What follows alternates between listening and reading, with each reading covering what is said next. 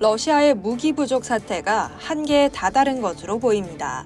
가지고 있는 주력 전차 대부분을 소실한 것도 모자라 이제는 50년 된 소련 시대 무기까지 동원하고 있는 건데요. 기껏해야 2, 3년 정도밖에 버틸 여력이 없는 러시아가 북한과 이란 등의 무기 지원을 통해 연명하고 있다는 분석이 나옵니다.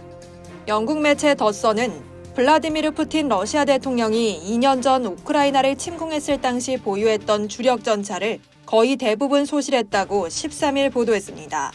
전쟁이 시작된 이후 지금까지 거의 3,000대의 탱크를 잃었고 이제는 소련이 과거 냉전 시대에 사용했던 50년 된 무기까지 사용하고 있다는 건데요.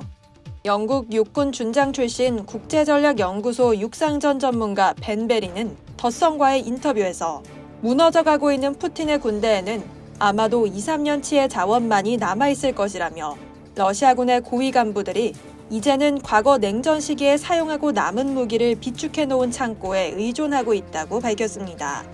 그는 이어 냉전 시기에 사용됐던 탄약의 대부분이 만들어진 지 50년이나 돼 매우 노후된 상태이기 때문에 푸틴은 어쩔 수 없이 질보다 양에 우선순위를 두고 있다고 덧붙였습니다.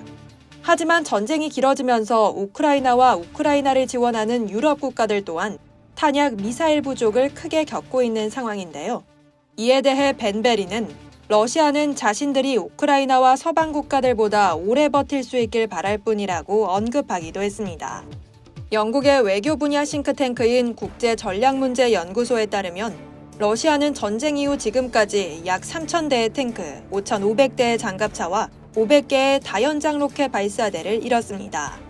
또 우크라이나의 추산에 따르면 러시아는 약 40만 명의 군인이 사망했으며 약 657대의 항공기가 소실됐는데요.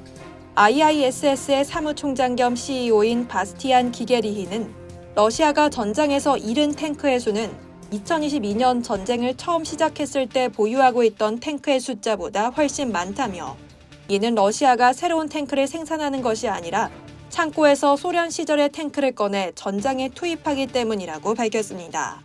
또 그는 푸틴 대통령이 앞으로 길어야 2, 3년 정도만 더 버틸 수 있을 것이라고 덧붙였습니다. 한편 이러한 상황에서 푸틴 대통령은 러시아의 무기 창고를 보충하기 위해 북한과 중국, 이란 등에 도와달라며 손을 내밀고 있는데요.